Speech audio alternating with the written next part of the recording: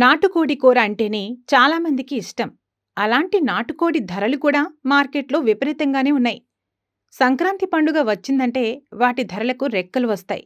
గత ఏడాది సంక్రాంతి పండుగ సందర్భంగా ఆంధ్రప్రదేశ్లో కిలో నాటుకోడి ధర రూ. 1000 నుండి రూ. 1200. ప్రస్తుతం ఆ ధరలు రెట్టింపయ్యాయి. సంక్రాంతి పండుగ నేపథ్యంలో నాటుకోళ్లకు విపరీతమైన డిమాండ్ ఏర్పడింది.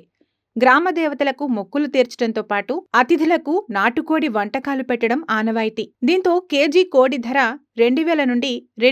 2500 పలుకుతుంది.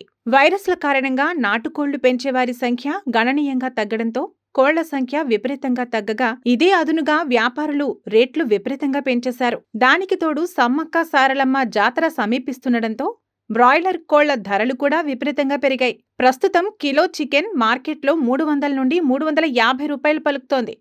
జాతర సమయానికి రూ. 400 అయ్యే ఛాన్స్ ఉంది.